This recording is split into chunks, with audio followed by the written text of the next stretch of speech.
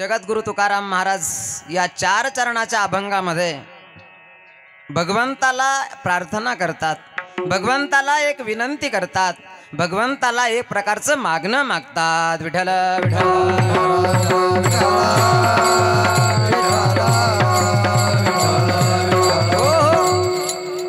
महाराज म्हणतात, दुर्बुद्धी ते मना कदा नुपजो नारायणा. मागणं आहे देवाला. कोण देव आहे? भारतीय वैदिक सनातन संस्कृतीमध्ये ते तसे 33 कोटी देव आहे. किती? 33 कोटी देव आहे. 33 कोटी जरी देव असले तरी परंतु त्या 33 कोटी देवांपैकी 5 जे दैवत आहे, 5 ज्या देवता आहे त्या स्वयंभू आहे आणि त्यांना भजणारी भक्त मंडळी या जगामध्ये आहे. जसं गणेशाची उपासना करणारा एक वर्ग आहे. गणेशाची उपासना करणारा जो वर्ग आहे त्याला गणपत्य म्हणतात. देवीची भक्ती करतो. आता पुढचा महिना म्हणजे भाद्रपद महिना येईल. या भाद्रपद महिन्यामध्ये गणपती बाप्पा अर्थात गणेश चतुर्दशीच्या अर्थात गणेश चतुर्थी येणार आणि गणेश उत्सव भाद्रपद महिन्यामध्ये तो उत्सव साजरा आपण करतो. गणेशाची भक्ती करणारा एक वर्ग आहे म्हणून गणेशाची भक्ती करणाऱ्या वर्गाला शास्त्रामध्ये गणपत्य म्हणतात. त्यानंतर आश्विन महिना येतो. भाद्रपद झाल्यानंतर आश्विन महिना येतो. आश्विन महिन्यामध्ये देवीची भक्ती, नवरात्र महाउत्सव येतो. नवविध भक्तीच्या करोनी नवरात्रा. नवविधा भक्ती, देवीची भक्ती केली जाते, देवीची उपासना केली जाते. लोक 9 दिवस उपवास करतात, व्रत करतात. काही 9 दिवस उपवासी राहतात. नवरात्र उत्सव येतो. देवीची उपासना करणारा वर्ग आहे. देवीची उपासना करणारा जो वर्ग आहे त्याला शास्त्रामध्ये शाक्त असं म्हणतात. देवीची उपासना करणाऱ्या वर्गाला शाक्त म्हणतात. गणेशाची उपासना करणाऱ्या वर्गाला गणपत्य म्हणतात. तिसरा एक वर्ग आहे सूर्याची भक्ती उपासना करणारा. सूर्याची उपासना करणाऱ्या वर्गाला शास्त्रामध्ये सौर असं म्हणतात. जो सूर्याची भक्ती उपासना करतो त्याला सौर असं म्हणतात. चौथा एक वर्ग आहे जगामध्ये जो शिवाची उपासना करतो. भगवान शिवाची उपासना करणारा जो वर्ग आहे म्हणून शास्त्रामध्ये त्याला शैव असं म्हणतात. शैव शिवाची भक्ती उपासना करतात. आणि 5वा एक वर्ग आहे या जगामध्ये, या विश्वामध्ये, या ब्रह्मांडामध्ये जो विष्णू उपासक आहे, विष्णूची भक्ती करतो. विष्णूची भक्ती करणाऱ्या वर्गाला शास्त्रामध्ये वैष्णव असं म्हणतात. विठ्ठल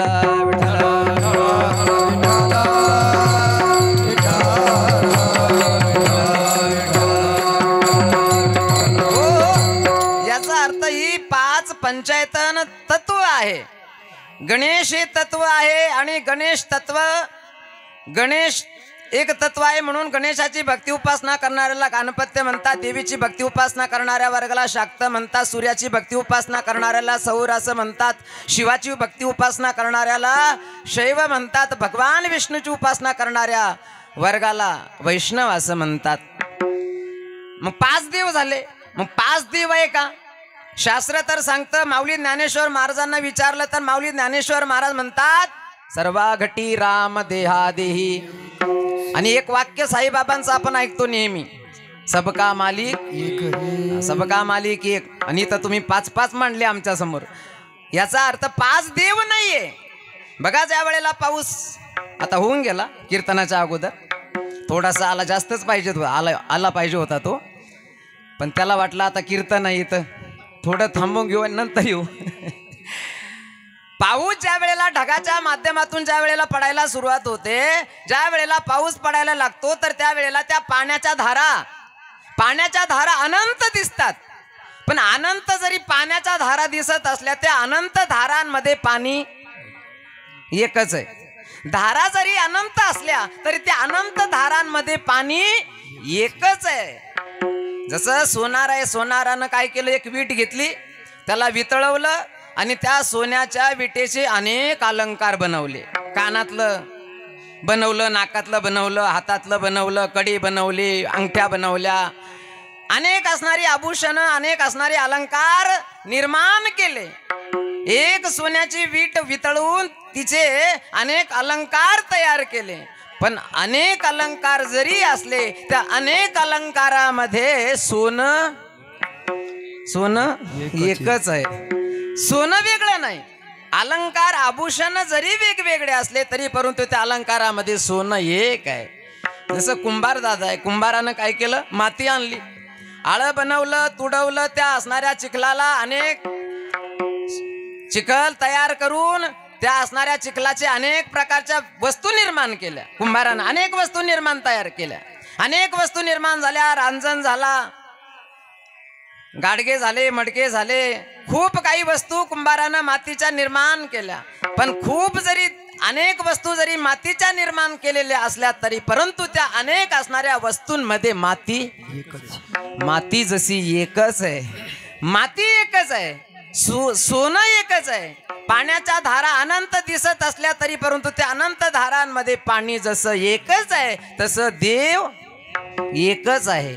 परंतु होय भक्ती केला तैसा पूर्वी धरावी ते इच्छा. भक्त जसं भक्ती करतो तसा असणारा तो देव होतो. अनंत अवतार घेसी भक्ता कारणे, घेसी भक्ता कारणे, कनवाळू कपाळू दिना, कनवाळू कपाळू दिना लागे उरणे. अनंत अवतार घेसी भक्ता कारणे, घेसी भक्ता कारणे, कनवाळू कपाळू दिना लागे उरणे, कनवाळू कपाळू दिना लागे उरणे. भगवान आहे, भगवान एक आहे आणि तो असणारा भगवान भक्ताच्या भक्तीला अनुसरून अनेक रूप धारण करतो. आज गणेशाची भक्ती करणारा एक वर्ग आहे. गणपती मंदिर आहे, इच्छापूर्ती गणेश मंदिर या ठिकाणी आहे. हा असणारा देव आहे. या देवाचं वर्णन माऊली ज्ञानेश्वर महाराजही करतात. ज्ञानेश्वरीमध्ये 9000 ओव्या आहे आणि 9000 ओव्यांमध्ये त्या असणाऱ्या ओव्यांची ज्या वेळेला सुरुवात करतात, ज्या वेळेला नमन करतात माऊली ज्ञानेश्वर महाराज ज्ञानेश्वरीमध्ये, तर त्या वेळेला गणपतीचं स्तवन करतात. पहिली ओवी ज्ञानेश्वरी, पहिली ओवी ओम नमोजी आद्या वेद प्रतिपाद्या जय जय स्वसंवेद्या आत्मरूपा देवा तुची गणेशु सकलमती प्रकाश मणे निवृत्तीदासु अवतारी. देवा तुची गणेशु. गणेशाचे 2 प्रकार आहे. गणपती बाप्पा गणेशाचे 2 प्रकार आहे शास्त्रामध्ये. एक आहे वैदिक गणपती आणि एक आहे पौराणिक गणपती. आता पौराणिक गणपती आणि वैदिक गणपती म्हणजे काय हे शब्दच कधी आम्ही ऐकले नाही. वैदिक गणपती कशाला म्हणावं? वैदिक गणपतीचं वर्णन माऊली ज्ञानेश्वर महाराजांनी ज्ञानेश्वरीमध्ये केलं. कसा आहे हा वैदिक गणपती? वैदिक गणपतीचं वर्णन करताना माऊली ज्ञानेश्वर महाराज वर्णन करतात, ज्या असणाऱ्या गणेशाचे चरण म्हणजे चरण कसे आहे, त्याचं उदर कसं आहे, त्याचं मस्तक कसं आहे. अकार चरण युगल, उकार उदर विशाल, मकार महामंडल मस्तकाकारे. हे तिन्ही एकवटले, तेत शब्द ब्रह्म कवळले, ते मिया श्री गुरु कृपा नमिले. आदि बीज. हा गणपती कळायला जरा अवघड आहे. हा वैदिक गणपती आहे. म्हणजे हे विश्व ज्यानं निर्माण केलेला आहे, हे ब्रह्मांड ज्यानं निर्माण केलेला आहे, तो एक वैदिक गणपती आहे. जसं माऊली जगद्गुरु तुकाराम महाराज वर्णन करतात त्या गणपतीचं. नमिला गणपती माऊली सारजा, आता गुरु राजा दंडवत. म्हणजे तुका म्हणे माता पिता गुरु बंधू, तूची कृपा सिंधू पांडुरंग. एक वैदिक गणपती आहे. वैदिक गणपतीचं वर्णन सर्व संत महापुरुषांनी केलं. आणि एक पौराणिक गणपती आहे. पौराणिक गणपती म्हणजे पौराणिक गणपतीची कथा आपण ऐकतो कथा कीर्तनामध्ये. पार्वती कुठं बसली? हिमालयामध्ये. आणि कुठं स्नानच करायला बसली. मग स्नान करायला बसली, तिच्या अंगाचा घाम एवढा निघाला. आता निघाला तरी कसा राहते ती हिमालयामध्ये राहते. आणि हिमालयामध्ये राहत असताना स्नान करायला बसली. स्नान करत असताना अंगाचा घाम निघाला. इतका घाम निघाला की त्या असणाऱ्या घामाचा तिनं एक पुत्र तयार केला. आणि आपण स्नान करत असताना कुणी आतमध्ये येऊ नये म्हणून त्याला दरवाजावर सांगितलं, जोपर्यंत मी स्नान करते तोपर्यंत मध्ये कोणाला येऊ द्यायचं. आणि ते असणार पुत्र म्हणून दारावर आहे. भगवान शिव आले, अडवलं. या पुत्रानं अडवलं. कोण आहे तुम्ही? सांगितलं कोण आहे? या घराचा मालक आहे मी. कोण आहे म्हणजे? तुम्हाला जाता येणार नाही, माझी मातोश्री स्नान करते. भगवान शिवाला आला राग. भगवान शिवानं हातामध्ये असणारा जो त्रिशूळ होता तो त्रिशूळच मारला. आणि मस्तक झाटवलं. पार्वती मातेला कळालं, पार्वती मातेने आक्रोश केला, माझ्या पुत्राला तुम्ही मारलं, माझ्या पुत्राला जिवंत करा. भगवान शिव गेले जंगलामध्ये, एक हत्ती पाहिला आणि हत्तीचं शिर तोडलं आणि हत्तीचं शिर आणलं आणि या असणाऱ्या धडावर ते असणारं शिर ठेवलं. ठेवल्याबरोबर ऑपरेशन सक्सेस झालं. विठ्ठल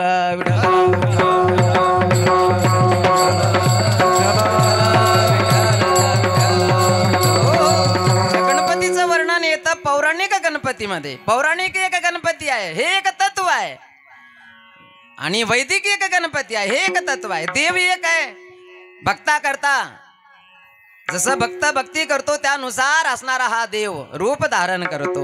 आज गणपती मंदिराच्या या दरबारामध्ये संकष्ट चतुर्थीच्या निमित्तानं आपण या ठिकाणी उपस्थित आहोत. महाराज अशाच देवाला प्रार्थना या ठिकाणी करतात. मी सांगून गेलो, देव जरी भक्ता करता अनंत रूप धारण करीत असला, आज गणेशाच्या दया दरबारामध्ये आपण आहोत. एक दैवत आहे. या असणाऱ्या दैवताच्या दरबारामध्ये जगद्गुरु तुकाराम महाराजांसारखे जे संत आहेत ते देवाला या प्रार्थना करतात. नारायण म्हणून या देवाला संबोधित करतात. जगद्गुरु तुकाराम महाराज प्रार्थना करतात, हे देवा. काय प्रार्थना बघा कशी आहे. जगद्गुरु तुकाराम महाराजची प्रार्थना इतकी महत्वाची प्रार्थना आहे. जगद्गुरु तुकाराम महाराजांचं म्हणणं आहे की हे प्रभू, एक असते सद्बुद्धी आणि एक असते दुर्बुद्धी. सद्बुद्धी माणसाला होत नाही, माणसाला सद्बुद्धी होत नाही. दुर्बुद्धी माणसाला होते, सद्बुद्धी लवकर होत नाही.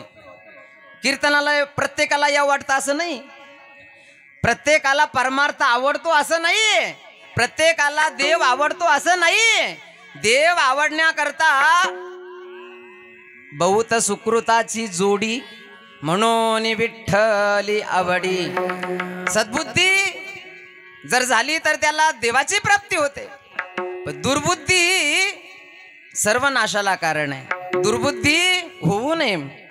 जगद्गुरु तुकाराम महाराजांचं म्हणणं हेच आहे की मला नरदेह मिळाला, मनुष्य शरीर मिळालं. मग जगद्गुरु तुकाराम महाराज अशा देवासमोर, या नारायणासमोर, अशा गणेशासमोर जगद्गुरु तुकाराम महाराज उभे राहिले आणि प्रार्थना केली, हे देवा, दुर्बुद्धी मनुष्याला जर झाली तर तिचा दुष्परिणाम कसा होतो. बघा तुम्ही काही उदाहरणं आपण जर पाहिली शास्त्रामध्ये, अशी काही उदाहरणं आहे. एक नहुष राजा होता. नहुष, त्यानं 99 यज्ञ केले. किती? 99 यज्ञ केले. स्वर्गातल्या इंद्राकडून काहीतरी चूक झाली, काहीतरी चूक झाली आणि त्यामुळे त्याला आपलं पद सोडावं लागलं. पण आता ते इंद्रपद रिक्त ठेवता येत नाही.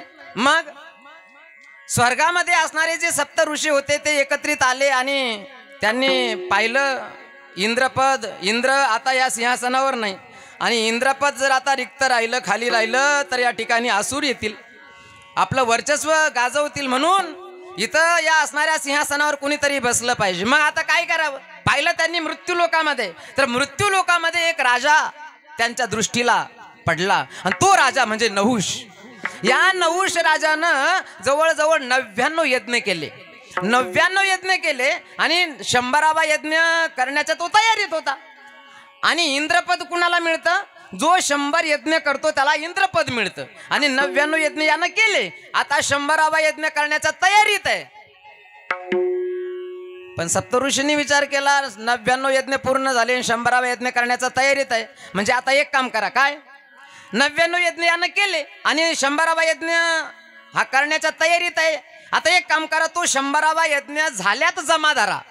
म्हणजे झाला नाही अजून, परंतु तो झाल्यात जमा धरा, कारण तिथं इंद्रपद रिक्त आहे, ते पद असं खाली ठेवता येत नाही. मग याला जसं उचललं नहुषाला आणि स्वर्गामध्येच घेऊन गेले. नहुष राजा, नहुष स्वर्गाधिपती झाला. नहुष राजाला स्वर्गामध्ये त्या सिंहासनावर असणारा नहुष राजा ज्या वेळेला बसला, विराजमान झाला, तर त्या वेळेला त्यानं समोर पाहिलं अनेक असणारे देव त्याच्या समोर हात जोडून उभे आहे. नहुष राजाने विचारलं, हा स्वर्ग आहे? म्हटले हो. या सर्व देवी देवता म्हटले आम्ही तुमचे सेवक आहोत. अनेक असणाऱ्या देवांगना होत्या, उर्वशी, तिलोत्तमा, रंभा, आणि पूर्वीच्या इंद्राची एक पत्नी होती शची. तिचं सौंदर्य पाहिलं, सांगितलं ही कोण आहे? म्हटली ही पूर्वीच्या इंद्राची पत्नी शची हिचं नाव आहे. म्हटले पूर्वीचा इंद्र त्याचं काय झालं? म्हटले त्याच्या हातून अशा प्रकारची चूक झाली, त्यामुळे त्याला हे पद सोडावं लागलं. मग आता तो म्हटले त्याला या लोकातून काढून दिला गेलं. मग आता मी इंद्र तर ही इंद्राणी. म्हणजे बघा त्या ठिकाणी गेला आणि तिथं बुद्धी बिघडली, दुर्बुद्धी झाली. तिथं दुर्बुद्धी झाली आणि त्याचे दुष्परिणाम भोगावे लागले. शेवटी हा असणाऱ्या त्या शची करता त्यानं सांगितलं मी इंद्र आहे, आता मी इंद्र आहे तर आता ही इंद्राणी आहे, हिनं मला वरावं. ती संकटामध्ये पडली. तिला वाटलं मी एक धर्मपत्नी आहे आणि हा नवीन बनलेला नहुष म्हणतो की माझा स्वीकार कर. काय करावं? आपल्या महालामध्ये गेली. नारदांचं आगमन तिथं झालं. नारदांनी पाहिलं. चिंता करत असणाऱ्या शचीला विचारलं काय झालं नेमकं? काळजी करण्याचं काय कारण आहे? चिंतेचं कारण सांगितलं. नारदजी बरं झालं तुम्ही आले. नमस्कार केला. श्री संताजी माथा चरणावरी साष्टांग हे करी दंडवत नमस्कार केला. नारदजी माझ्यावर धर्मसंकट आलं हो. काय झालं? हा नहुष इंद्र पदावर आरूढ झाल्याबरोबर यानं माझी अपेक्षा केली. आता नारदांना सुद्धा कळालं. नारदांनी विचार केला धर्मसंकटामध्ये हिचं रक्षण करणं आपलं कर्तव्य आहे. घाबरू नका म्हणले. एक पत्र लिही. काय? पत्र लिहायचंय आणि त्या नवीन बनलेल्या इंद्राला ते पत्र पाठवायचं. काय लिहू पण पत्रामध्ये? नारदांनी सांगितलं मजकूर. नारद आहे हे. नारद म्हणजे ना म्हणजे नाही, रद्द. हाती घेतलेलं काम ज्यांचं कधीच रद्द होत नाही ते ना, ते रद्द. नारद हाती घेतलेलं काम कधीच रद्द होत नाही. सांगितलं एक पत्र लिही आणि त्या नहुषाला त्या पत्राद्वारे कळव की मी तुमचा स्वीकार करायला तयार आहे. मी तुमच्या गळ्यामध्ये माळ घालायला तयार आहे. पती रूपानं तुम्ही मला स्वीकारणी आहे. मी तुमचा स्वीकार करते.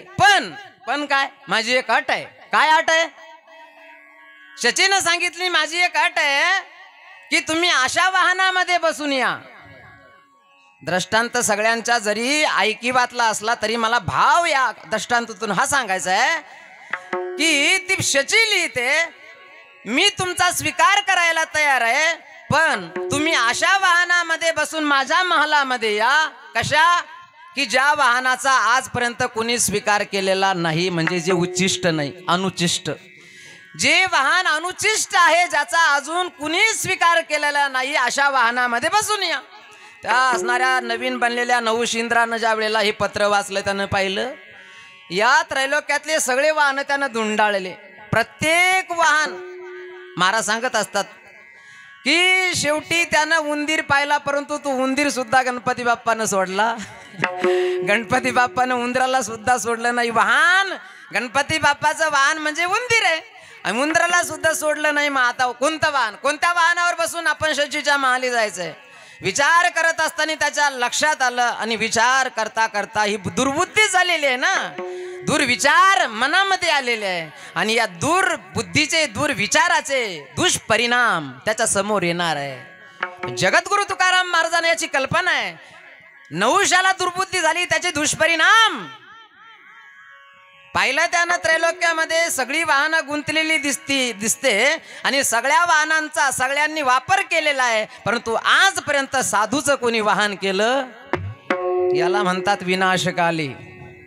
आजपर्यंत साधूचं कोणी वाहन केलं नाही म्हणजे दुर्बुद्धी झाली हो. आणि सप्तऋषींना बोलावलं. एक पालखी तयार केली. सप्तऋषी आले.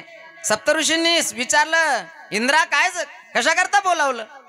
सांगितलं ही पालखी दिसते तुम्हाला? म्हटले हो, आम्ही काय आंधळे नाहीये, दिसते पालखी दिसते. म्हटली ही पालखी तुम्हाला खांद्यावर घ्यायची आहे, पण या पालखीमध्ये नेमकी कुणाची मूर्ती आहे? पालखी खांद्यावर घेतो आम्ही, काही हरकत नाही. पालखीमध्ये कोण बसणार आहे? पालखीमध्ये बसणार नाही, मी बसणार आहे म्हणे.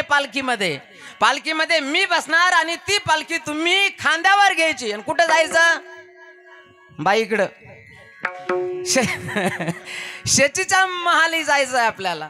शचीच्या म्हणजे पूर्वीच्या इंद्राच्या पत्नीकडे शचीच्या महालामध्ये आपल्याला जायचं. याला म्हणतात विनाश काले विपरीत बुद्धी. शेवटी कर्मधर्म संयोगानं ती पालखी सप्तऋषींनी खांद्यावर घेतली. त्याच्यामध्ये नहुष बसला आणि नहुष घाई झाली. याला शचीकडे जायची घाई झाली आणि सप्तऋषींना म्हणायला लागला अरे जरा सरसर चला, सरसर चला. लवकर चला लवकर चला, घाई झाली. नहुष राजाला घाई झाली.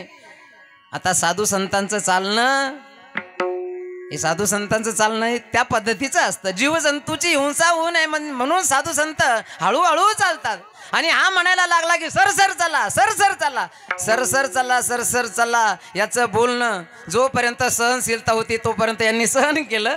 परंतु दुर्वासा ऋषींसारखे असणारे संत आहे. दुर्वासा ऋषीला आला राग. दुर्वासा ऋषीने सांगितलं, नहुष एवढा अभिमान झाला तुला इंद्रपदाचा? एकतर तू अधिकारी नव्हता, तुझी योग्यता नव्हती या पदावर बसण्याची, पात्रता नव्हती तुझी. अयोग्य व्यक्ती जर अशा पदावर जर बसला तर तो काहीतरी त्या ठिकाणी अनर्थ करू शकतो. म्हणून आम्हाला काय म्हणतो तू सरसर चला सरसर चला. दुर्वास ऋषी बोलून गेले. आम्हाला म्हणतो सरसर चला सरसर चला. अरे तूच सर्प होऊन पड. सर्प सर्प सर्प म्हणजे साप. दुर्वास ऋषी बोलून गेले, तूच सर्प होऊन पड. आणि सर्प होऊन पड म्हटल्याबरोबर साधूच्या मुखातून निघालेला शब्द आहे. संत बोलतात ना, तर ते कधीही बोलत असताना विचारपूर्वक बोलत असतात. संतांचं जे बोलणं असतं ते निरर्थक नसतं. म्हणून जसं एक म्हण आहे, बोलून विचारात पडण्यापेक्षा विचार करून बोललं पाहिजे. विठ्ठला विठ्ठला.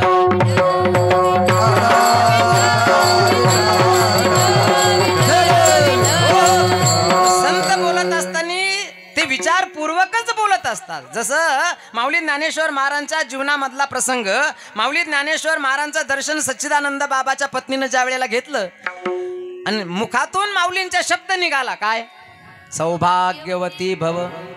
आणि तिचं सौभाग्य चौघांच्या खांद्यावर होतं. तिनं सांगितलं, माऊली माझं सौभाग्य चौघांच्या खांद्यावर आहे. लोक त्यांना जाळण्याकरता निघाले घेऊन, आणि तुम्ही म्हणता सौभाग्यवती भव. पण साधूच्याच मुखातून निघालेला शब्द व्यर्थ जात नाही आणि ते व्यर्थ बोलतही नाही. ताटी खाली ठेवली, ताटी खाली ठेवल्याबरोबर सच्चिदानंद सच्चिदानंद तट तटा तुटती बंद. मेलेला माणूस जिवंत झाला. साधूच्या मुखातून निघालेला शब्द आहे. दुर्वास ऋषी बोलून गेले, आम्हाला काय तू सरसर चला सरसर चला म्हणतो? अरे तूच सर्प होऊन पड. सर्प होऊन पड म्हटल्याबरोबर नहुष स्वर्गाधिपती झाला. परी रहाटी भांबावला, तो भुजंगत्व पावला. नेणसी काय विठ्ठल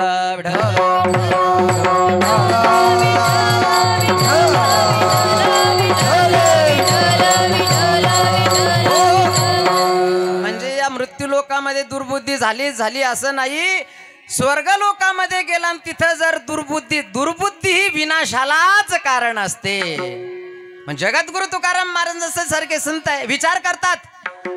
अशा इतिहासाचा विचार जगद्गुरु तुकाराम महाराज करतात. दुर्बुद्धी किती परिणामी विनाशकारी आहे. महाभारतामध्ये धर्मराज युधिष्ठिर काय खेळले? तो धर्मराजा बहुपुण्य राशी, का द्यूत खेळे दुर्योधनास. हरोनी कांता केली उपाधी, विनाशकाले विपरीत बुद्धी. धर्मराज युधिष्ठिर द्यूत खेळले आणि त्याचा परिणाम म्हणजे 12 वर्षाचा वनवास, 1 वर्षाचा अज्ञातवास भोगावा लागला. ही दुर्बुद्धी झाली म्हणजे जीवनामध्ये दुःख भोगावं लागलं. त्याच दरबारामध्ये दुर्योधन सुद्धा बसलेला होता, पण दुर्योधनालाही ज्या वेळेला ही दुर्बुद्धी झाली. बघा, ही जी उदाहरणं आपल्या समोर मी ठेवणार आहे त्याचा दुष्परिणाम. ज्या वेळेला द्रौपदीला जिंकल्यानंतर असणारा दुर्योधन आपल्या भावाला दुःशासनाला बोलायला लागला, दुःशासना जा त्या द्रौपदीला ओढत आण इथं या दरबारामध्ये. दुःशासन गेला, भर दरबारामध्ये द्रौपदीला ओढत घेऊन आला. आणि द्रौपदीला भर दरबारामध्ये घेऊन आल्यानंतर ती द्रौपदी तिथं रडते. ज्या दरबारामध्ये भीष्माचार्य, द्रोणाचार्य, कृपाचार्य हे रथी महारथी बसलेले होते, परंतु द्रौपदीचं रक्षण करण्याकरता तिथं कोणी नाहीये. अशा वेळेला या प्रसंगी एक प्रसंग असा घडून आला. हा असणारा दुर्योधन, याला जी दुर्बुद्धी झालेली आहे, तर अशा वेळेला हा दुर्योधन काय बोलतो द्रौपदीला? शब्द काय प्रयोग आहे तो? दुर्योधन म्हणतो, द्रौपदी ये आणि माझ्या मांडीवर बस. हे शब्द प्रयोग आहे. म्हणून बोलून विचारात पडण्यापेक्षा विचार करून बोललं पाहिजे, म्हणून मी शब्द प्रयोग करतोय. तो असणारा दुर्योधन बोलला की ये आणि माझ्या मांडीवर बस. हे दुर्विचार दुर्योधनाच्या मनामध्ये आले. अशा वेळेला भीम उठला. भीमानं सांगितलं, दुर्योधना तुझ्या मांडीवर द्रौपदी नाही, तुझ्या मांडीवर द्रौपदी नाही, तुझ्या मांडीवर बसेल भीमाची गदा आणि त्या गदा प्रहारानेच असणाऱ्या दुर्योधना तुझा मृत्यू होईल. सांगायचं तात्पर्य की दुर्बुद्धी झाल्यानंतर त्याचे दुष्परिणाम. रावणाला झाली दुर्बुद्धी. मी उदाहरण जे आपल्या समोर ठेवणार त्याचा विचार जर आपण केला, इथं जगद्गुरु तुकाराम महाराजांनी अशाच उदाहरणावर विचार केला. काय असणारा रावण आहे, काय कमी आहे. परमपूज्य गुरुवर्य ब्रह्मलीन सद्गुरु श्री नारायणगिरीजी महाराजांच्या कीर्तनामध्ये बऱ्याच वेळेला महाराज बोलून जायचे, रावणाला काय कमी होतं. 80,000 पत्न्या होत्या रावणाला, पण एक सीता वश होत नाही म्हणून चिंता करायचं. आणि म्हणून सीता वश व्हावी म्हणून हा असणारा रावण पंचवटीमध्ये येतो, साधूचा वेश धारण करतो, मारीच नावाच्या राक्षसाला हरणाचं रूप धारण करायला लावतो. प्रभू रामचंद्र त्याचा पाठलाग करण्याकरता, त्याला मारण्याकरता निघून जातात आणि साधूचा वेश धारण करतो रावण. दुर्बुद्धीचा ही दुर्बुद्धी. सीतेला वश करण्याकरता, सीतेचं हरण करण्याकरता रावणाला दुर्बुद्धी झाली आणि त्या दुर्बुद्धीचे दुष्परिणाम रावणाला भोगावे लागले. रावणाचं घनघोर युद्ध झालं आणि त्या घनघोर युद्धामध्ये रावणाचा सर्वनाश झाला. नुसता रावणाचा नाही, समूळ कुळाचा सर्वनाश रावणाचा झाला. कशामुळे झालं हे सर्व घडलं दुर्बुद्धीमुळे. दुर्बुद्धी झाली रावणाला, दुर्बुद्धी झाली नहुष राजाला, दुर्बुद्धी झाली दुर्योधनाला, दुर्बुद्धी झाली भस्मासुराला. भस्मासूर होता. भस्मासुराचं उदाहरण आपण जर पाहिलं तर भस्मासुराला सेवेची संधी दिली होती भगवान शिवाने. आणि तो एक दिवस भगवान शिवायला बोलायला लागला, तुमची सेवा करता करता मी थकून गेलो म्हणे. मग आता भगवान शिवानं सांगितलं, काही हरकत नाही, मी तुला एक वर देतो म्हणे. काय? तुझ्या हातामध्ये असं सामर्थ्य देतो की तू ज्याच्या डोक्यावर हात ठेवशील तो. आता सेवेची संधी आहे, परंतु आता बघा त्याला कशी दुर्बुद्धी होते. भस्मासूर आहे. मग त्यानं एखादा समोर मनुष्य पाहिला की त्याच्या डोक्यावर हात ठेवायचा आणि त्याचं भस्म घेऊन बाबा भगवान शिवाकडे यायचा. एक दिवस नारदांची स्वारी आली. समोरून गळ्यामध्ये विना हातामध्ये चिपड्या घेऊन नारद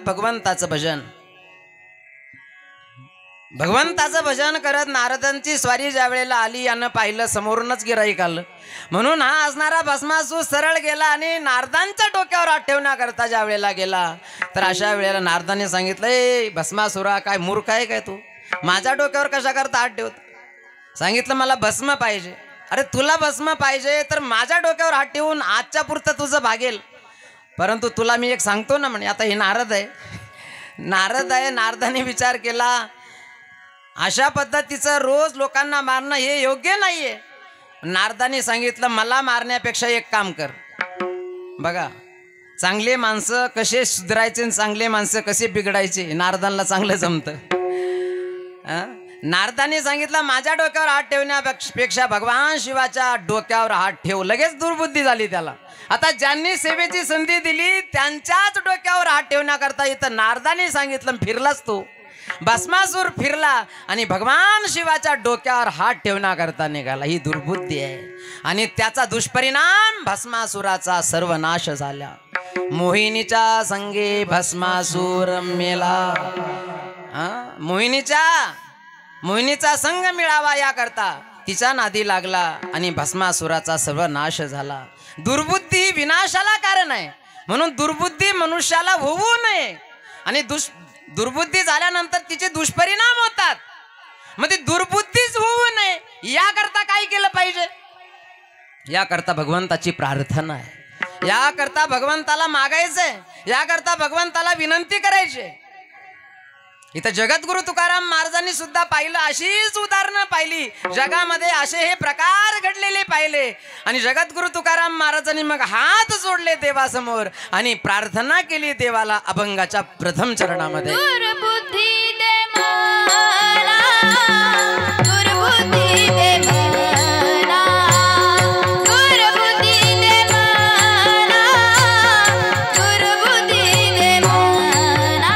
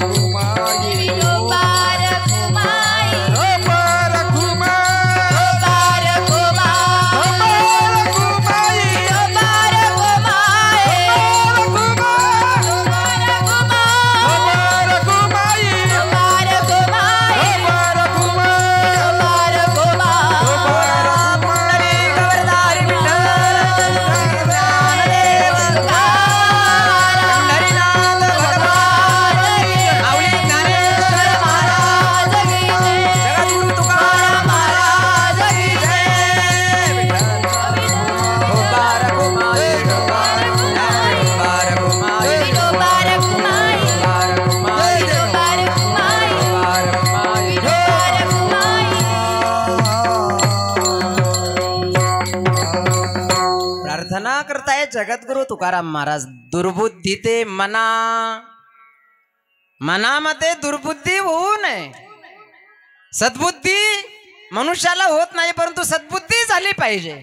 दुर्बुद्धी जर झाली तर तिचे दुष्परिणाम मनुष्याला भोगावे लागतात.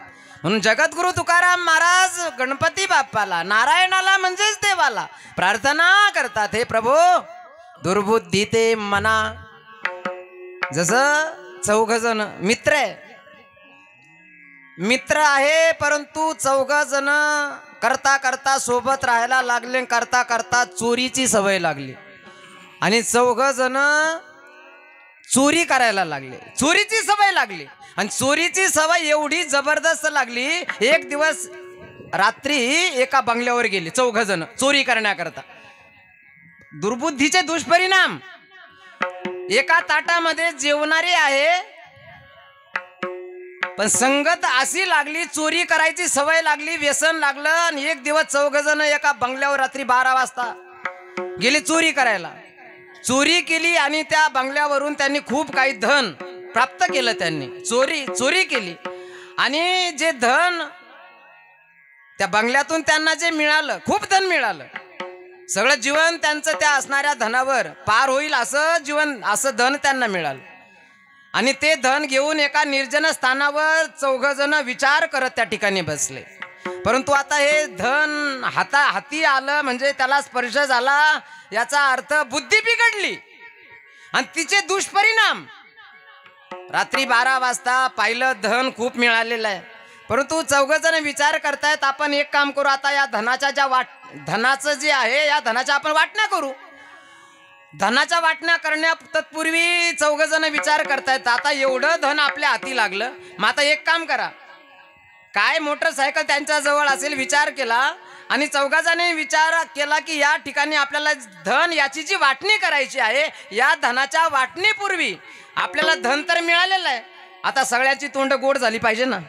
एक जण काय करा, 2 जण हॉटेलमध्ये जा आणि हॉटेलमध्ये जाऊन आपल्याला काहीतरी मिठाई सारखे पदार्थ घेऊन या खाण्याकरता. 2 जणांनी सांगितलं आम्ही 2 जण या ठिकाणी या धनाचं रक्षण करतो आणि 2 जणांनी सांगितलं आम्ही हॉटेलमध्ये जाऊन मिठाई घेऊन येतो खाण्याकरता. परंतु आता धनाला स्पर्श झाला, परधनाला स्पर्श झाला, ही एकतर चूक त्यांच्या हातून घडली. आणि दुसरी महत्वाची गोष्ट, वाटणी धनाची करायची आहे म्हणून तोंड गोड अगोदर करायचं, नंतर धनाची वाटणी करायची. मग 2 जणांनी सांगितलं आम्ही हॉटेलमध्ये जाऊन मिठाई सारखे काही खाण्याचे पदार्थ असेल ते घेऊन येतो, तुम्ही तोपर्यंत धनाचं रक्षण करा. 2 निघाले मिठाई आणण्याकरता हॉटेलमध्ये आणि 2 जण त्या निर्जन स्थानामध्ये त्या धनाचं रक्षण करण्याकरता बसले. आता 2 जण जे धनाचं रक्षण करण्याकरता बसले त्यांना अशी दुर्बुद्धी झाली. कशी बघा तुम्ही, दुर्बुद्धीचे दुष्परिणाम. आणि दुर्बुद्धी होऊ नये याकरता ही प्रार्थना आहे जगद्गुरु तुकाराम महाराजांची देवाकडे. जे धनाच्या रक्षणाकरता बसले ना, त्यांनी 2घांनी विचार केला. यानं सांगितलं का रे, धन तर खूप मिळालं आपल्याला, चोरीचं धन आहे खूप मिळालं, परंतु या धनाची वाटणी 4 जणांमध्ये करण्यापेक्षा जर 2 जणांमध्ये केली तर. बघा आता ही बुद्धी बघा, बिघडली बुद्धी. 4 जणांमध्ये धन वाटणी करण्यापेक्षा 2घांमध्ये जर वाटणी केली तर धन आपल्याला खूप प्राप्त होईल, मिळेल आपल्याला. पण आता ते गेले 2 जण मिठाई आणण्याकरता आणि 2 जण हा विचार करत बसले, बुद्धी झाली त्यांना अशी दुर्बुद्धी. पण आता 2 जणांमध्ये धन वाटून घ्यायचं कसं, ते आपल्याला कसं देतील त्यांच्या वाट्याचं धन. मग एकानं सांगितलं त्याच्याकरता आपण एक युक्ती करायची. काय, आता ते गेले ना मिठाई आणण्याकरता, मग त्या ठिकाणी जे धनाचं रक्षण करण्याकरता बसलेले होते त्या ठिकाणी एक विहीर होती, विहिरीला पाणी होतं. यांनी 2घांनी असा विचार केला, 2 मिठाई घेऊन आल्यानंतर त्यांना आपण सांगायचं काय, इथं विहीर आहे आणि विहिरीमधून तुम्ही पाणी आणण्याकरता जा. आतापर्यंत आम्ही धनाचं रक्षण केलं आणि पाणी आणण्याकरता आपण त्यांना पाठवून ते पाणी आणण्याकरता गेले की आपण मागून जायचं, मागून गेल्यानंतर 2घांनाही विहिरीमध्ये लोटून. बघा ही दुर्बुद्धी. त्यांना लोटून द्यायचं म्हणजे ते मरतील, धनावर आपला हक्क होईल, धनाची वाटणी 2घांमध्ये झाली म्हणजे आपल्याला खूप धन मिळेल. हा विचार या ठिकाणी दोघ जण धनापाशी जे बसलेले आहे त्यांनी हा विचार केला, ही दुर्बुद्धी त्यांना झाली. पण त्यांना हे माहित नाही की मिठाई आणण्याकरता जे गेलेले आहे ते आपलेच भाऊ आहे. त्यांनी काहीतरी ते दोघं विचार करत चालले नव्ह. त्यांनी विचार केला मिठाई आणण्याकरता आपण चाललो, धनाचं रक्षण करण्याकरता हे दोघ जण बसले. पण विचार करत असताना दोघ जण विचार करतात धन जे आहे ते धनाची जी वाटणी आहे ती धनाची वाटणी दोघांमध्येच केली तर आपल्याला खूप धन त्यात चालणारे. मिठाई आणण्याकरता जे चालले होते ते विचार करतायत. पण दोघांमध्ये जर वाटणी केली तर आपल्या वाट्याला धन येईल, परंतु आता ते आपल्याला कसं त्यांच्या वाट्यास धन देतील. मग या दोघांनी मिठाई आणणाऱ्या दोघांनी काय विचार केला, चालता चालता त्यांनाही अशी दुर्बुद्धी झाली. कशी? त्यांनी विचार केला आपण मिठाई आणण्याकरता चाललो ना, तर आपल्याला मिठाई घेऊन येत असताना आपण काय करायचं, मिठाई घेऊन यायची परंतु त्या मिठाईमध्ये विष कालून घेऊन यायचं. बघा आता ही दुर्बुद्धी. मिठाईमध्ये विष कालून घेऊन यायचं आणि विषयुक्त असणारी जी मिठाई आहे ही विषयुक्त मिठाई या दोघा जणांना म्हणजे जी बसलेली आहे धनापाशी त्यांना खाऊ घालायची. म्हणजे ते विषयुक्त असणारी मिठाई खाऊन ते मरतील, धनावर आपला हक्क. आता त्यांना माहित नाही आपलेच भाऊ आहे ते दोघं. त्यांनीही विचार, त्यांचाही विचार झाला, यांचाही विचार झाला. हे मिठाई विषयुक्त असणारी मिठाई त्या ठिकाणी घेऊन आले. आता चौघजण आहे, धनाच्या वाटण्या करायच्या आहे. आता धनाजवळ जे बसलेले होते त्यांनी सांगितलं आम्ही आतापर्यंत धनाचं रक्षण केलं, जा इथं विहीर आहे म्हणे त्या विहिरीतून पाणी घेऊन या. दोघं गेले, मिठाई त्यांच्या जवळ ठेवली. हे दोघं गेले पाणी आणण्याकरता. पाणी आणण्याकरता गेल्यानंतर डोकले खाली डोकत असताना हे दोघं हळूच पाठी मागून गेले. आता जो यांनी विचार केलेला होता, जी बुद्धी यांना झालेली होती त्यानुसार हे दोघं उठले, हळूच पाठी मागून गेले आणि डोकत असणाऱ्या दोघांनाही त्यांनी विहिरीमध्ये लोटून दिलं. दोघंही पडले ना विहिरीत. मोठमोठाली दगड वरून टाकले आणि तडफडून दोघं खाली मेले. पण त्यांना हे माहीत नाही ज्या धनावर हे हक्क करणार आहे. दोघांना आनंद झाला, धनाच्या वाटण्या केल्या तर आपल्याला आता खूप धन येईल, धन आपल्या वाट्याला येईल. मग धनाच्या वाटण्या करण्या तत्पूर्वी आपण एक काम करायचं. काय? अगोदर गोड तोंड करायचं. अगोदर काय करायचं? गोड तोंड करायचं. अहो चौघा जणांची मिठाई, चौघा जणांकरता आणलेली मिठाई दोघा जणांनीच खाल्ली ना ती. चौघा जणांकरता आणलेली मिठाई दोघा जणांनी खाल्ली म्हणजे विषयुक्त असणारी मिठाई पोटामध्ये गेली आणि विषाचे दुष्परिणाम, विष अखेर विष आहे आणि त्या विषामुळं तडफडून दोघही त्या ठिकाणी मेले. सांगायचं तात्पर्य की दुर्बुद्धी विनाशालाच कारण असते.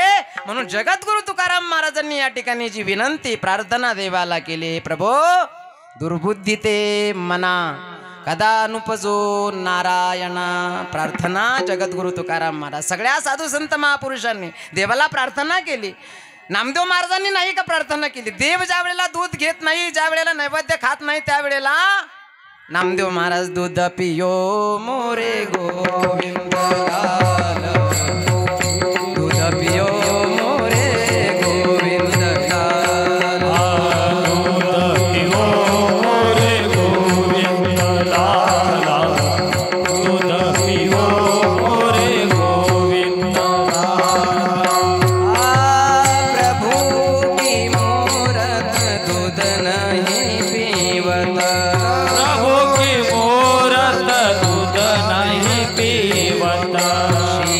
पछारे नामा रोवत, वीर पसारे नामा रोवत, शीर पछारे नामा रोवत, वीर पसारे नामा रोवत, दूध पियो मोरे गोविंद लाल, दूध पियो मोरे गोविंद लाल.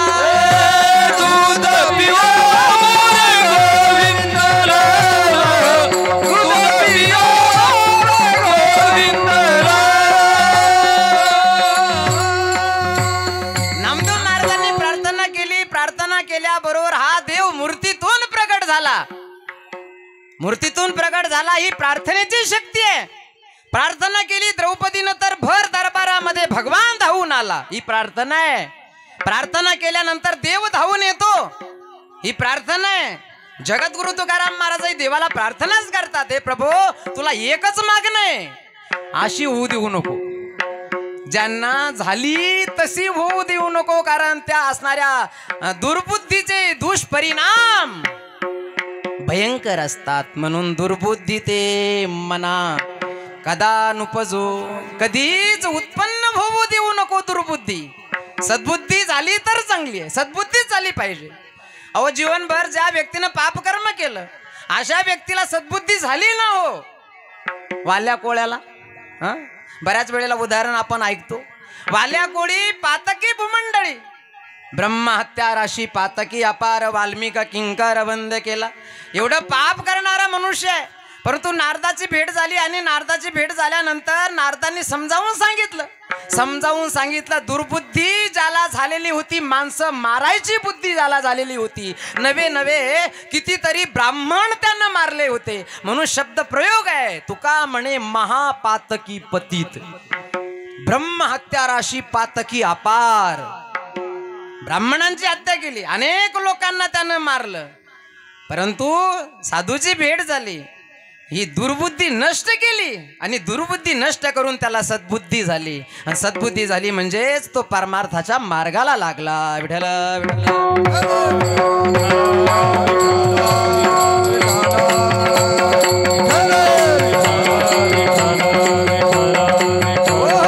महाराज म्हणतात अशा प्रकारची सद्बुद्धी, जशी सद्बुद्धी वाल्या कोळ्याला झाली, वाल्या कोळ्यानं कोळी याची कीर्ती वाढली, गहन केले रामायण.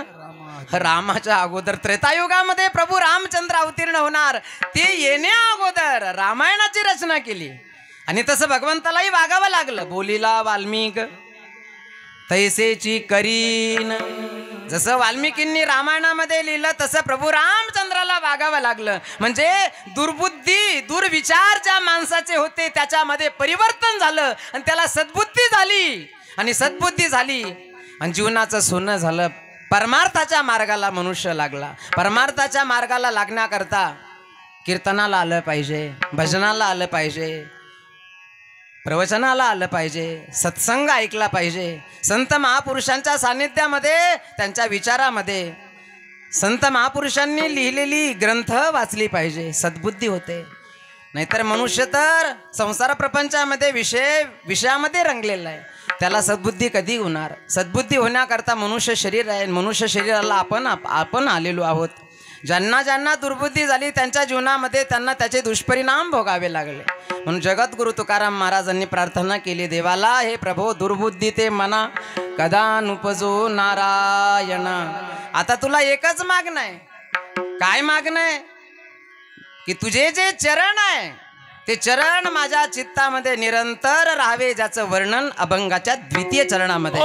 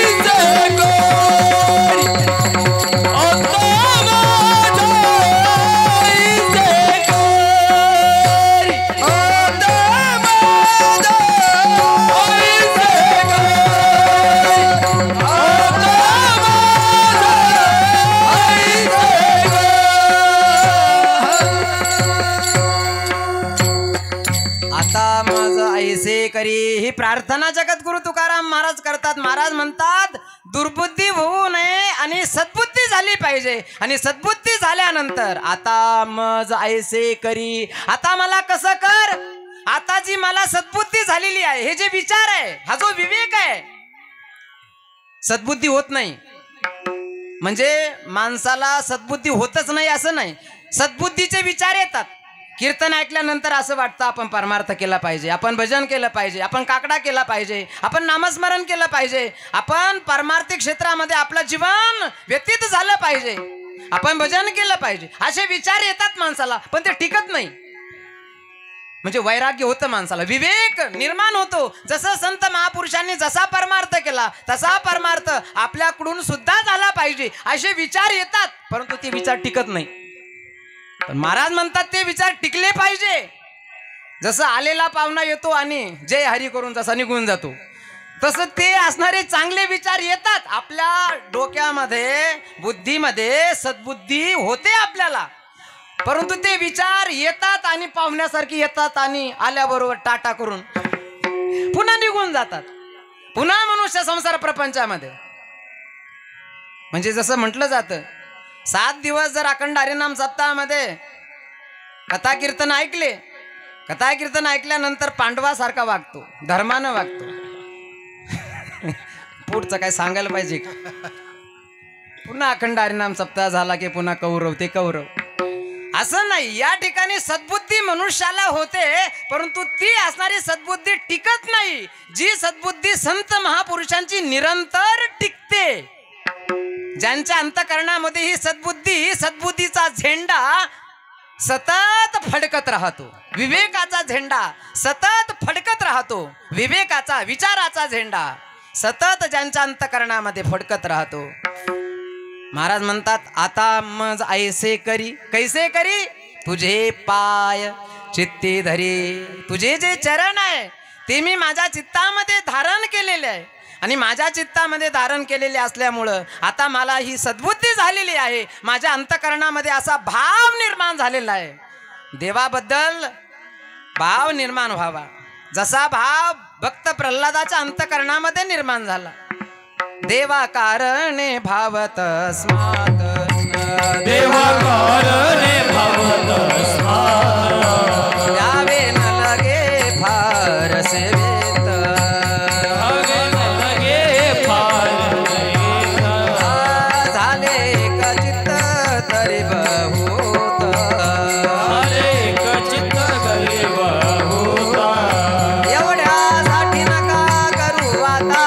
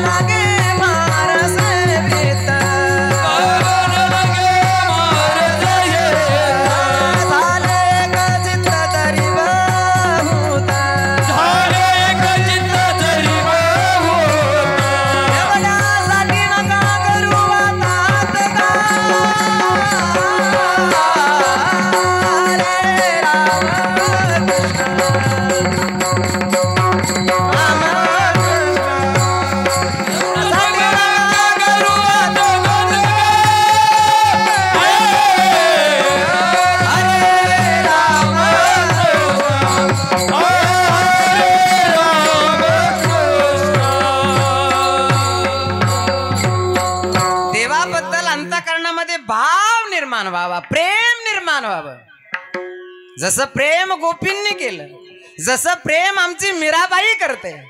जी मीराबाई देवा करता वेडी झाली हो. देवा करता पायामध्ये चाळ बांधावे, हातामध्ये चिपुळ्या घ्याव्या, गळ्यामध्ये विणा घ्यावा आणि गल्लो गल्लीनं नृत्य करावं. म्हणावं मेरे तो गिरीधर गोपाल दुसरो न कोई. हा भाव आहे जो मीराबाईच्या आमच्या अंतःकरणामध्ये निर्माण झाला, जो भाव आमच्या गोरोबा काकाच्या अंतःकरणामध्ये निर्माण झाला, जो भाव आमच्या हनुमानजीच्या अंतःकरणामध्ये निर्माण झाला, जो भाव आमच्या सावता महाराजांच्या अंतःकरणामध्ये निर्माण झाला, जो भाव आमच्या नामदेव महाराजांच्या अंतःकरणामध्ये निर्माण झाला, असा भाव अंतःकरणामध्ये पारमार्थिक क्षेत्रामध्ये आल्यानंतर निर्माण व्हावा आणि देवा करता डोळ्यामधून अश्रू व्हावे. जशा गोपी देवा करता रुदन करतात, रडतात. देव ज्या वेळेला वृंदावनामध्ये भगवंतानं वेणू वाजवला, काल्याचं कीर्तन चालू नाही काही, पण भगवंतानं ज्या वेळेला वेणू वाजवला आणि वेणू वाजवल्यानंतर गोपी आल्या, स्वागत केलं भगवंतानं, स्वागत केलं. स्वागतम ओ महाभागः प्रियम किम करवाणि वह, कशा करता आला. वृंदावनामध्ये आल्यानंतर भगवान परमात्म्यानं वेणू वाजवला आणि वेणू वाजवल्यानंतर गोपी आल्या. गोपींबरोबर भगवंताला रास लीला करायची होती, रास क्रीडा होणार होती. परंतु अशा वेळेला भगवान परमात्मा गोपींबरोबर ज्या वेळेला नृत्य करायला लागले, गोपींच्या अंतःकरणातला अभिमान जागृत झाला की त्रैलोक्याला नाचवणारा हा भगवान आज आमच्या इशाऱ्यावर नाचतो. हा अभिमान नष्ट व्हावा म्हणून भगवान परमात्मा अदृश्य झाले. अदृश्य झालेले भगवान भगवंताच्या शोधामध्ये असताना गोपी रडायला लागल्या. जो देवा करता रडतो, ज्याच्या अंतःकरणामध्ये देवाविषयी अशा प्रकारचा भाव आहे, म्हणजे जो देवा करता रडतो त्याचं रडणं सुद्धा गीत होतं, गीत.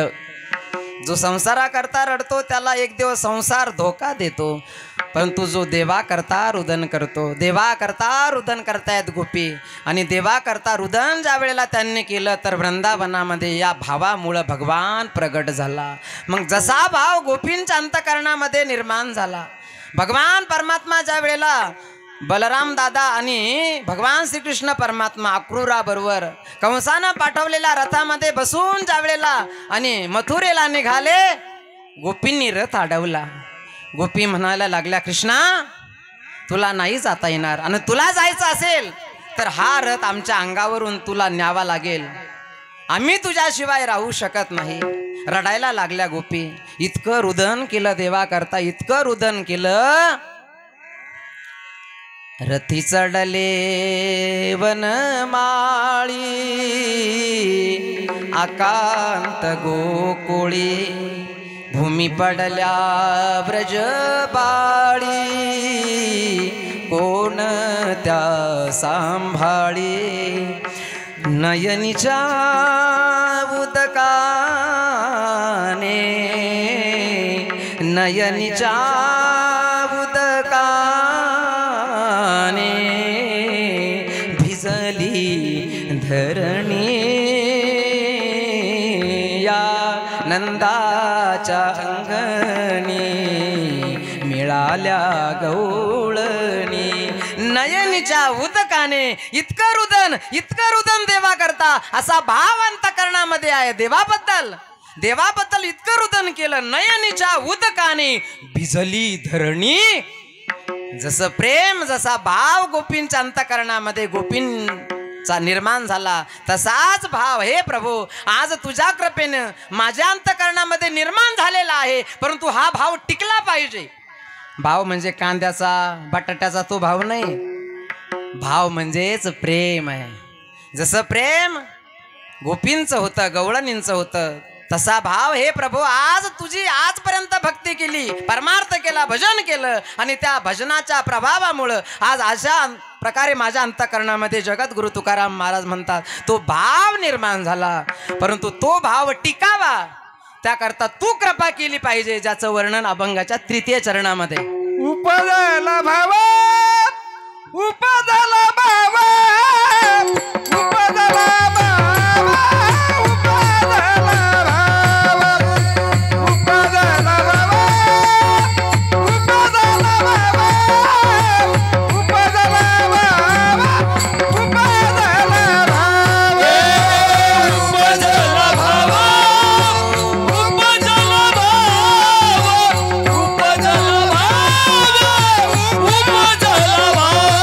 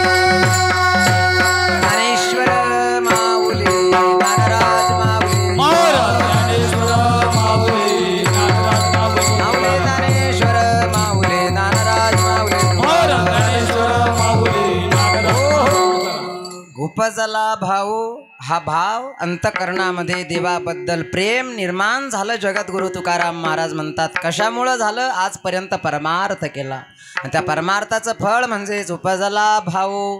पण तो उपजलेला उत्पन्न झालेला भाव तुझ्या कृपेनं सफल हो. उपजला भाऊ तुझे कृपे सिद्धी जाओ.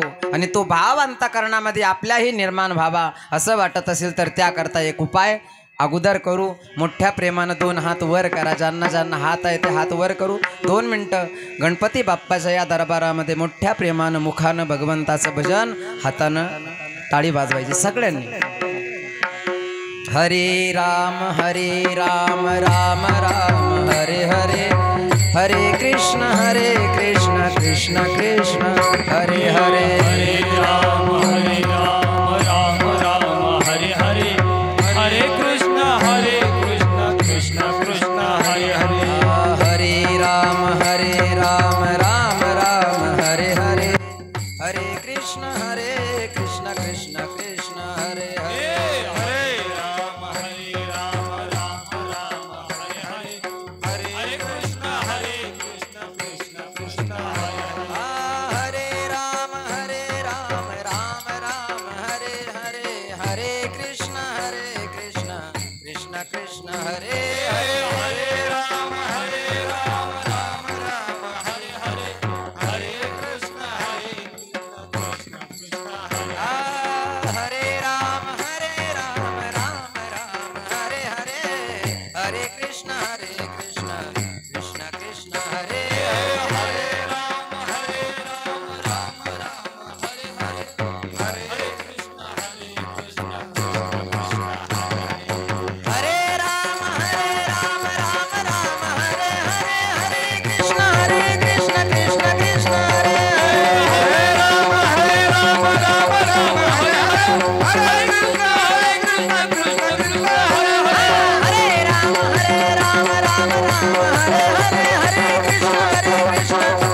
हरे हरे.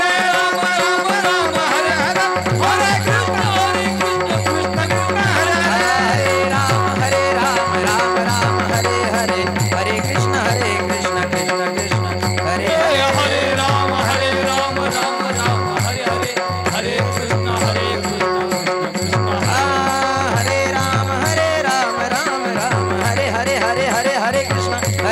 कृष्ण कृष्ण हरे हरे.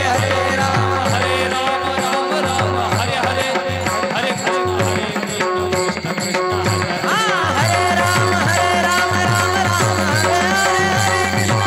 कृष्ण कृष्ण कृष्ण हरे. हरे राम राम हरे हरे, हरे कृष्ण कृष्ण कृष्ण हरे. राम हरे हरे, हरे कृष्ण कृष्ण कृष्ण हरे. हरे राम राम हरे कृष्ण कृष्ण कृष्ण हरे. उपजला भाऊ तुझे कृपे सिद्धी जाऊ. आता मजाईसे करी तुझे पाय चित्ती धरे. तू का म्हणे आता, तू का म्हणे आता,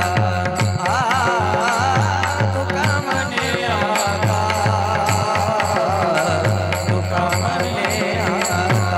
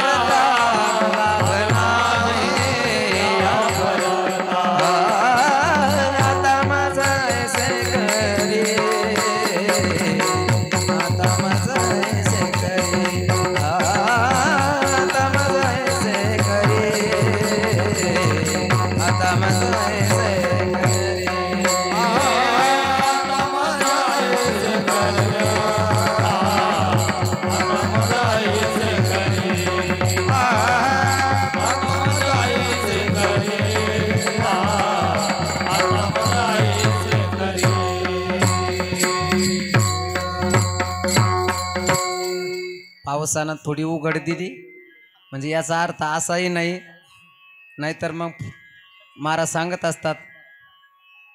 म्हणून त्याकरता या ठिकाणी 9 वाजून या ठिकाणी गेलेले आहे. 7 ते 9 या वेळेमध्ये या ठिकाणी संकष्ट चतुर्थीच्या निमित्तानं या ठिकाणी गणपती बाप्पाच्या असणाऱ्या दरबारामध्ये दर महिन्यातून या ठिकाणी ही सेवा पंचक्रोशीतून जी मंडळी ज्यांना या सेवेचा योग येतो ती मंडळी या ठिकाणी सेवा करतात. अन्नदान करणारी जी मंडळी आहे त्यांना सुद्धा या ठिकाणी धन्यवाद.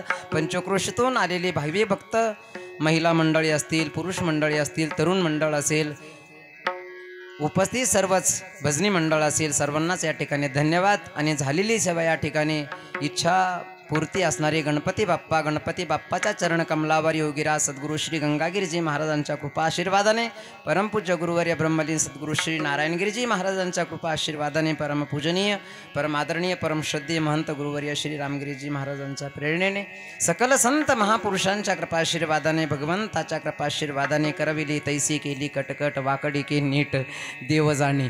किंबहुना तुमचे केले धर्मकीर्तने सिद्धी नेले येत माझे जे उरले पायी कपन. झालेली सेवा या ठिकाणी गणपती बाप्पाच्या चरण कमलावर समर्पित करून याच ठिकाणी सेवेला बोलायचं काही, याच ठिकाणी सेवेला पूर्ण विराम. विठ्ठल जय जय विठ्ठल.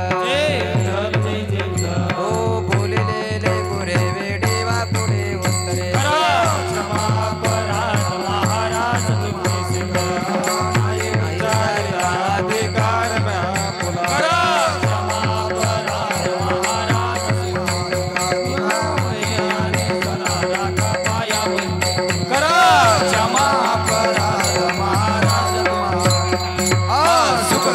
दुःख हरता वरता विघ्नाची